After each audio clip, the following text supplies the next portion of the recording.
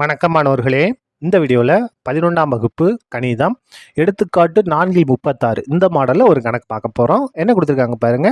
Mathematics என்ற வார்த்தையில் உள்ள எழுத்துக்களை பயன்படுத்தி எத்தனை வரிசை மாற்றங்களை உருவாக்கலாம். அதாவது இந்த மேத்தமேட்டிக்ஸ் இந்த வார்த்தை இருக்கு இல்லையா, இதில் இருக்கக்கூடிய எழுத்துக்களை மாற்றி மாற்றி எழுதுனோம்னா நம்ம எத்தனை வகையான வார்த்தைகளை உருவாக்கலாம், எத்தனை விதமான வரிசை மாற்றங்கள் இருக்கும் கண்டுபிடிக்கலாமா?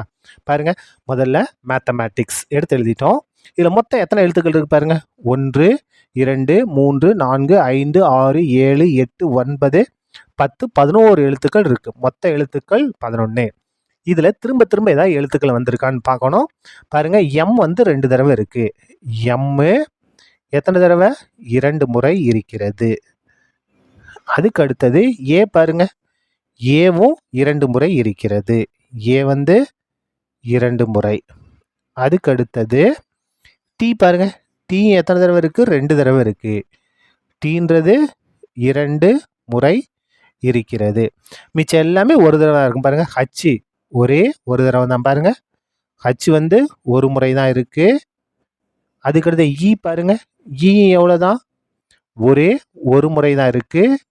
அதுக்கு அடுத்தது ஐ பாருங்க, ஐயும் ஒரு முறை தான். அதுக்கு அடுத்தது சி பாருங்க, சியும் ஒரே ஒரு முறை தான். அதுக்கு அடுத்தது எஸ் பாருங்க, எஸ்ஸும் ஒரே ஒரு முறை தான். முடிஞ்சுது. இப்போ பாருங்க, தேவையான வரிசை மாற்றங்களின் எண்ணிக்கை. தேர்ஃபோர் மொத்த வரிசை மாற்றங்களின் எண்ணிக்கை, மொத்த வரிசை மாற்றங்களின் எண்ணிக்கை, மாற்றங்களின்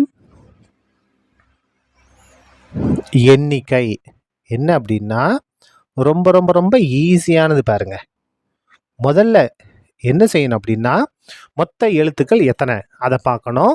பாருங்க, மொத்தம் 11 எழுத்துக்கள் இல்லையா, அப்போ 11 ஃபேக்டோரியல், 11 ஃபேக்டோரியல் போட்டாச்சு. பை எந்தெந்த எழுத்துக்கள்லாம் திரும்ப திரும்ப வந்திருக்கு அதை நம்ம எழுதணும். பாருங்க, எம் வந்து 2 முறை வந்திருக்கா, அதனால 2 ஃபேக்டோரியல். ஏ 2 தடவை வந்திருக்கா, அதனால 2 ஃபேக்டோரியல். டி 2 தடவை வந்திருக்கா, 2 ஃபேக்டர். அவ்வளோதான். இதை நம்ம சுருக்கிட்டோம்னா போதும், நமக்கு தேவையான ஆன்சர் கிடைச்சிடும். ஒரு தடவை வந்திருக்கல, அதெல்லாம் போட வேண்டிய அவசியம் இல்லை. ஏன்னா ஒரு ஃபேக்டர்லாம் ஒன்று தான், ஒரு ஃபேக்டர்லாம் ஒன்று தான். இந்த வகுத்தில் 1 வரும்போது எந்த மாற்றம் வரப்போகிறது கிடையாது. அதனால இந்த ஒரு ஃபேக்டரில் நம்ம போடலை.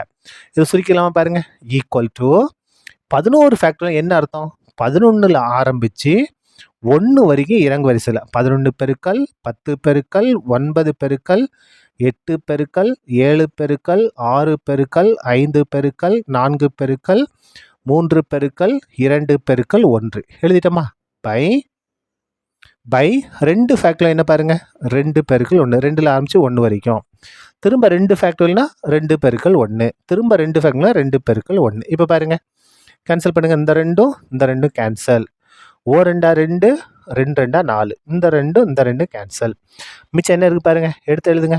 11 பெருக்கல் 10 பெருக்கல் 9 பெருக்கல் 8 பெருக்கல் 7 பெருக்கல் 6 பெருக்கல் 5 பெருக்கல், இதில் 4 கேன்சல், 3 மட்டும்தான், பெருக்கல் 3. இது மட்டும்தான் இருக்குது. இது எல்லாத்தையும் நம்ம பெருக்கணும். 11 10 பெருக்கணும், வந்த ஆன்சரை 9 கொண்டு பெருக்கணும்.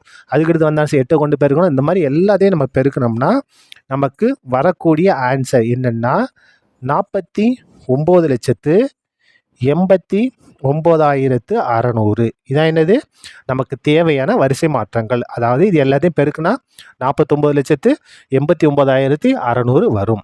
சரியா? அவ்வளோதான், இந்த கணக்கு முடிந்தது. நன்றி.